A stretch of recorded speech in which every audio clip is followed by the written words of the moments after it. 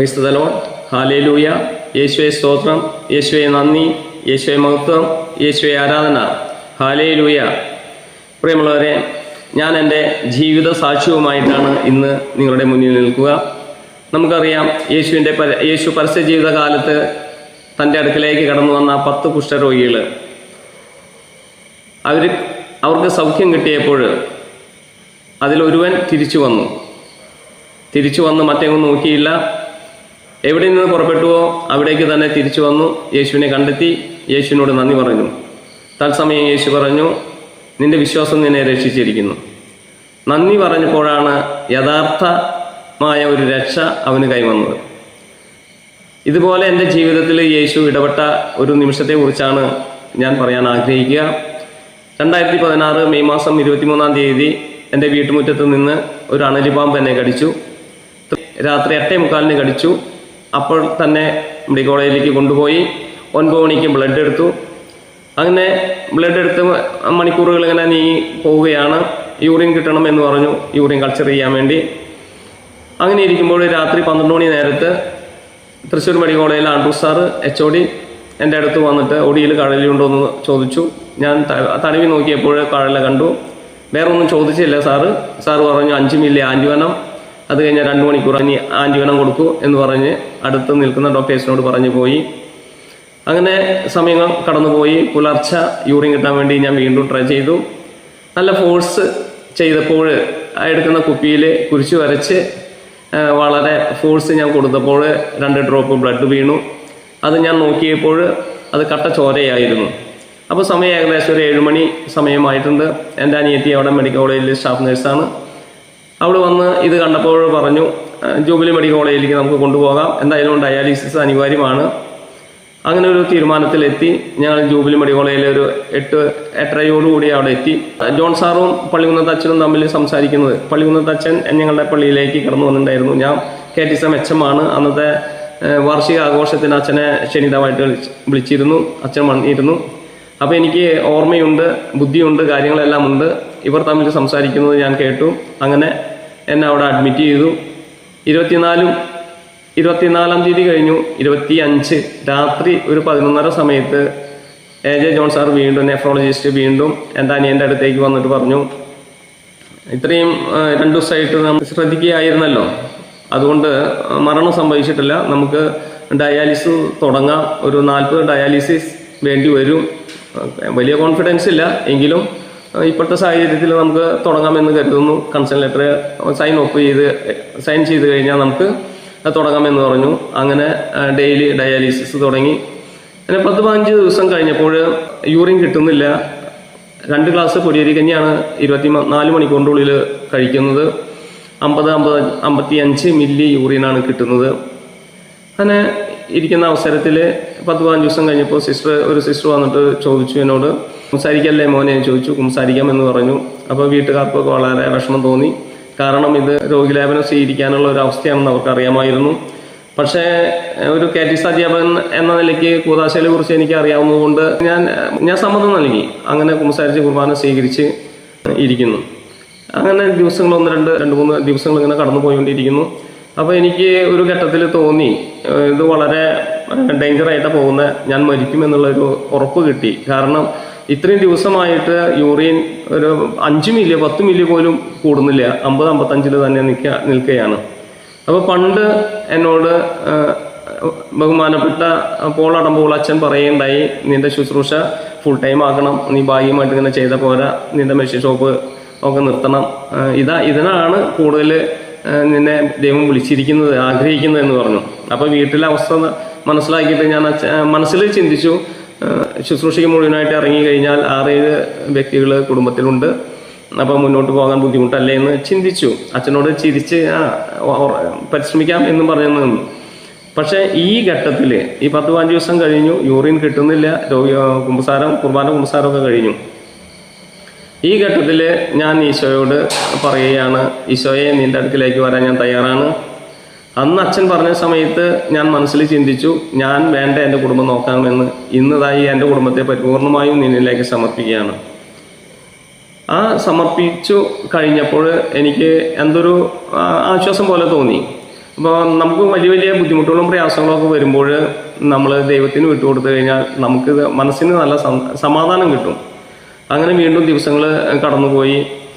അങ്ങനെ ഇരിക്കെ ഒരു ദിവസം രാത്രി 12 മണിക്ക് ഞാൻ പ്രാർത്ഥിക്കുന്ന സമയത്ത്, 12 മണിക്ക് പ്രാർത്ഥിക്കുക എന്ന് പറഞ്ഞു കഴിഞ്ഞാൽ അവിടെ കിടക്കുന്ന രോഗികളെ സംബന്ധിച്ചിടത്തോളം രാത്രിയാണ് ഡയാലിസിസ് ചെയ്യുന്നത്. പുറമെ ഉള്ളവർ വരുമ്പോൾ പകൽ അവർക്ക് വേണ്ടി സമയം നീക്കി വയ്ക്കും. അങ്ങനെ രാത്രി 12 മണിയായിട്ട് പ്രാർത്ഥിക്കുന്ന സമയത്ത് ഒരു സ്ക്രീനിൽ ഞാൻ കാണുന്നു, ഞാൻ ഏഷ്യ 66:2 ആത്മാവ് എളിമയും അനുതാപം ഉണ്ടായിരിക്കുകയും എൻ്റെ വചനം കേൾക്കുമ്പോൾ വിറയ്ക്കുകയും ചെയ്യുന്നതിനെയാണ് ഞാൻ കടാക്ഷിക്കുക എന്ന്. അപ്പോൾ അനുതാപിക്കേണ്ട ആവശ്യകത മനസ്സിലായി. എളിമയോടെ ജീവിക്കണം, എളിമ വേണം, അനുതാപം വേണം, മാനസാന്തരം വേണം, ക്ഷമ വേണം. ഈ മേഖലയൊക്കെ കുറിച്ച് ഇങ്ങനെ ചിന്തിച്ചിരുന്നു. അവിടുന്ന് കുറച്ച് കഴിഞ്ഞ് 3 മണിയോട് കൂടിയിട്ട്, അപ്പോൾ ആ സമയത്തെ പൊസിഷൻ എന്താണെങ്കിൽ പുലർച്ചയോടുകൂടി മരിക്കും. 6 മണിയോട് കൂടിയിട്ട് ഞാൻ മരിക്കും. അവിടെ നിൽക്കുന്ന ഹോസ്പിറ്റലിൽ നിൽക്കുന്നവരോട് കൂടെ കൂടുതൽ പേര് നോക്കേണ്ട, കുറച്ച് പേര് നിന്നാൽ മതി എന്ന് പറഞ്ഞ് മറ്റുള്ളവരൊക്കെ പറഞ്ഞയച്ചു. ആ സമയത്ത് 3 മണിയായപ്പോൾ, പുലർച്ചെ 3 മണിയായപ്പോൾ ഞാൻ ഒരു ഫ്യൂണറൽ കാണാണ്. എൻ്റെ തന്നെ ഒരു ഫ്യൂണറൽ. ഞാൻ മുറ്റത്ത് മഞ്ചയിൽ കിടക്കുന്നു, മൂക്കിൽ പഞ്ഞി വെച്ചിട്ടുണ്ട്, ഷൂ ഇട്ട് സാധാരണ ഫ്യൂണറലിൻ്റെ സെറ്റപ്പിൽ ഞാൻ കിടക്കുന്നു. അവിടേക്ക് എൻ്റെ ഇളയപ്പനും എൻ്റെ അനിയനും കൂടി വികാരി അച്ഛനെ വിളിക്കാൻ പോയിരിക്കുകയാണ്. നേരം വെളുത്ത ഫ്യൂണറൽ നടത്താൻ വേണ്ടിയിട്ട് അച്ഛനെ വിളിക്കാൻ പോയിരിക്കുകയാണ്. ഞാൻ കാണുകയാണ് അവർ പോകുന്നത്. പള്ളിമേടയിൽ ചെന്ന് അച്ഛനെ സംസാരിക്കുന്നതൊക്കെ കാണുകയാണ്. ആ സമയത്താണ് ഈ എൻ്റെ മഞ്ചയുടെ അടുക്കലേക്ക് ഈശോയും മാതാവും കൂടി കടന്നു വരുന്നത്. കടന്നു വന്നു, കുറച്ചു നേരം സംസാരിച്ചു. പിന്നെ യാത്രമൊഴി ഒന്നും കാര്യമായിട്ട് പറഞ്ഞില്ല. എനിക്ക് പ്രതീക്ഷയുള്ള വാക്കുകളൊന്നും അങ്ങനെ പറഞ്ഞില്ല. അതിൻ്റെ ഇടയിൽ ഈശോ ചോദിച്ചു, ആരോടെങ്കിലും ക്ഷമിക്കാനുണ്ടോ എന്ന് ചോദിച്ചു. അപ്പം ഞാൻ ഈ ആദ്യം ഒരു സൂചന കിട്ടിയല്ലോ, ഏഷ്യ 66:2 ഒരു സൂചന കിട്ടിയല്ലോ, അനുദപിക്കണം, ക്ഷമിക്കണം എന്നൊക്കെയുള്ള ഒരു സൂചന. അപ്പം ഈശോട് പറഞ്ഞു, എൻ്റെ അറിവിൽ ഞാൻ ഉള്ളവരോടൊക്കെ ക്ഷമിച്ചു, ഇനി എനിക്ക് ഓർമ്മയില്ല, അറിയില്ല എന്ന് പറഞ്ഞു. അപ്പം ഞാൻ ചെയ്യുന്ന ശുശ്രൂഷകൾ ഓരോന്നായിട്ട് യേശു പറയുണ്ടായി. രൂപതയിൽ പ്രവർത്തിച്ചത്, ഇടവകയിൽ പ്രവർത്തിച്ചത്, കാറ്റീസത്തിൽ പ്രവർത്തിച്ചത്, അങ്ങനെ എല്ലാറ്റിലും 10, 12, 30, 35 വർഷമൊക്കെ ഓരോ മേഖലയിൽ ഞാൻ പ്രവർത്തിച്ചിട്ടുണ്ട്. ഇതെല്ലാം ഈശോ ഇങ്ങോട്ട് ചോദിച്ചു. അപ്പോൾ ഈ മേഖലയിൽ എല്ലാവരുമായിട്ട് വലിയ സ്നേഹത്തിലാണോ ചോദിച്ചു. എല്ലാവരുമായിട്ട് സ്നേഹത്തിലാണ്. പക്ഷേ ഒരു കാര്യമുണ്ട്, നീ മീറ്റിംഗ് കൂടിയപ്പോൾ, സ്റ്റാഫ് മീറ്റിംഗ് കൂടിയപ്പോൾ 4 ഫീമെയിൽ ടീച്ചേഴ്സ് ഒരുമിച്ച് ലീവ് എടുത്തപ്പോൾ അവരോട് പറഞ്ഞു, മേലാൽ എല്ലാവരും ഒരുമിച്ച് ലീവ് എടുക്കരുത്, എടുക്കുകയാണെങ്കിൽ എന്നെ അറിയിക്കണം, അല്ലെങ്കിൽ ഓഫീസിൽ അറിയിക്കണമെന്ന് പറഞ്ഞു. അത് അവർക്ക് വിഷമമായിട്ടുണ്ട്. അതുകൊണ്ട് നീ ഇപ്പോൾ അവരോട് ക്ഷമിക്കണം. അപ്പോൾ എൻ്റെ സമയം ഞാൻ 6 മണി, പുലർച്ചെ 3 മണിക്കാണ് ഈശോയും മാതാവും വരുന്നത്. ഞാൻ കരുതുന്ന സമയം 6 മണിയാണ്. അതിൻ്റെ ഇടയ്ക്ക് ഞാൻ പല കാര്യങ്ങളും ചിന്തിക്കുന്നുണ്ട്, ചിന്തയിലുണ്ട്. ഇത് കാണുന്നതാണ്, മറ്റൊരു ചിന്തയിലാണ്. മരിക്കുന്നു, ഓഫീസ് ചെല്ലുന്നു, 11 ചടങ്ങ് നടത്തുന്നു, 41 നടത്തുന്നു, 1 കൊല്ലം കഴിഞ്ഞ ആനിവേഴ്സറി നടത്തുന്നു. അങ്ങനെ മരണാനന്തര കർമ്മങ്ങളൊക്കെ ഞാൻ കണ്ടു. 1 കൊല്ലത്തിൻ്റെ ഉള്ളിൽ എല്ലാവരും എന്നെ വിസ്മരിക്കും എന്നുള്ള ഭാഗമൊക്കെ ഞാൻ ഇങ്ങനെ ചിന്തിച്ച് പോവുകയാണ്. അങ്ങനെ ഇരിക്കുമ്പോൾ ഒരു 5:45 സമയത്ത്, അപ്പോൾ 6 മണിക്കാണ് ഞാൻ മരിക്കുക എന്നുള്ള ഒരു ബോധ്യമാണ് കിട്ടിയിരിക്കുന്നത്. 5:45 സമയത്ത് 6 മണി വരെ തീർച്ചയായിട്ടും എന്നെ ജീവിക്കാൻ അനുവദിക്കണം.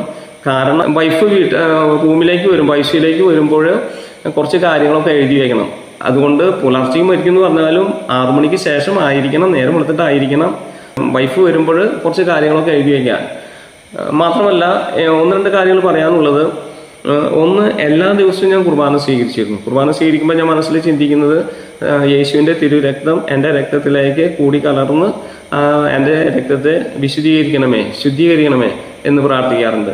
മറ്റൊന്ന്, വൈഫ് കടന്നു വരുമ്പോൾ ഒരു ദമ്പതി പ്രാർത്ഥന നടത്താറുണ്ട്. ഒരു സ്വർഗ്ഗസ്ഥനായ പിതാവേ, ഒരു നന്മ നിറഞ്ഞ മറിയം എന്ന ജപം ഞങ്ങൾ 2 പേരും ചേർന്ന് കൈപിടിച്ച് ചേർത്ത് പിടിച്ച് ചൊല്ലുന്നുണ്ട്. കാരണം മത്തായി 18:19 പറയുന്നുണ്ടല്ലോ, ഭൂമിയിൽ 2 പേർ യോജിച്ച് ചോദിക്കുന്ന ഏത് കാര്യം സ്വർഗ്ഗസ്ഥനായ പിതാവ് നിങ്ങൾക്ക് നടത്തി തരുമെന്ന്.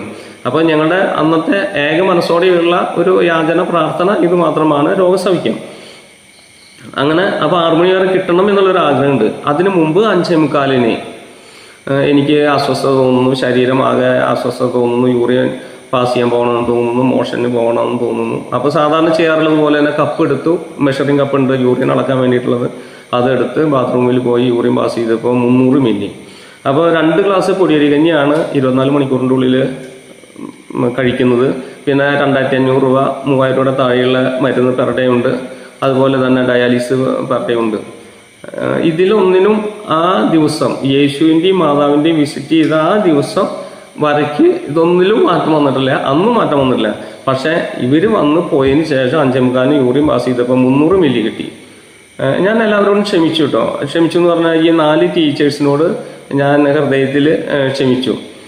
എനിക്ക് ഓർമ്മയുണ്ടായിരുന്നില്ല. പിന്നെ യേശു പറഞ്ഞപ്പോൾ ഞാൻ ഓർത്തെടുത്ത് അവരോട് ക്ഷമിച്ചു. അങ്ങനെ ഒരു 2ാം ജന്മത്തിൽ ഒരു രോഗസൗഖ്യം നൽകി. ഇതിനുള്ള കാരണം ഈ ക്ഷമ വലിയ ഒരു കാര്യമാണെന്ന് ഞാൻ ഇവിടെ പറയാനായിട്ട് ഓർമ്മപ്പെടുത്തിയാണ്. ഒരു പക്ഷേ നമ്മൾ അങ്ങോട്ട് തെറ്റ് ചെയ്തിട്ടില്ലെങ്കിലും മറ്റുള്ളവർക്ക് എന്തെങ്കിലും വിഷമമുണ്ടെങ്കിൽ നീ ബലിയർപ്പിക്കാൻ വരുമ്പോൾ നിന്നോട് ആർക്കെങ്കിലും വിഷമം ഉണ്ടെന്ന് തോന്നുന്ന പക്ഷം നീ ബലിവസ്തു താഴെ വയ്ക്കാനാണ് പറഞ്ഞിരിക്കുന്നത്. അപ്പം നമ്മൾ തെറ്റ് ചെയ്തിട്ടില്ലെങ്കിലും ചിലപ്പോൾ ബുദ്ധിമുട്ടൊക്കെ ഉണ്ടായേക്കാം. അത് എങ്ങനെ അറിയാം എന്ന് വെച്ച് കഴിഞ്ഞാൽ യേശുവിനോട് അഭേദ്യമായ ഒരു ബന്ധം സ്ഥാപിക്കുമ്പോൾ ആർക്കെല്ലാം എന്നോട് വിരോധമുണ്ട് എന്നുള്ളത് നമുക്ക് കാണാനായിട്ട് സാധിക്കും. ഇപ്പോൾ ഞാൻ യേശുവിനോട് പറഞ്ഞു 3 മണി നേരത്ത് അവർ നിൽക്കുന്ന സമയത്ത് പറഞ്ഞു ആസ് യുവർ ലൈഫ് നിന്റെ ഇഷ്ടം പോലെ ആകട്ടെ, ഞാൻ അങ്ങോട്ട് വരാൻ തയ്യാറാണെന്ന് പറഞ്ഞു. നമ്മെ തന്നെ ദൈവത്തിന് സമർപ്പിക്കുമ്പോഴാണ് നമ്മളിലുള്ള കുറവുകൾ ദൈവം നമുക്ക് കാണിച്ചു തരിക. ഇത് ജീവിതത്തിൽ നമ്മൾ പ്രാവർത്തികമാക്കണം. അങ്ങനെ ദൈവാനുഗ്രഹം പ്രാപിക്കുവാനായിട്ട് നമ്മൾ ഓരോ മക്കളും പരിശ്രമിക്കണം എന്നും കൂടി ഞാൻ പറയുകയാണ്. എന്ത് തന്നെയായാലും 6 മണി സമയമാണ് ഞാൻ ചോദിച്ചിരുന്നത്. അതിന് മുമ്പ് 5:45 ഓടുകൂടി എനിക്ക് രോഗശാന്തി നൽകി കർത്താവ് എന്നെ അനുഗ്രഹിച്ചു. ഈ വലിയ സന്തോഷം ഞാൻ നിങ്ങളുടെ മുന്നിൽ പങ്കുവയ്ക്കാനായിട്ടാണ് ഞാൻ ഇവിടെ നിൽക്കുന്നത്. നിങ്ങളെല്ലാവരെയും ദൈവം പ്രത്യേകം അനുഗ്രഹിക്കട്ടെ എന്ന് പ്രാർത്ഥിക്കുന്നു. Praise the Lord.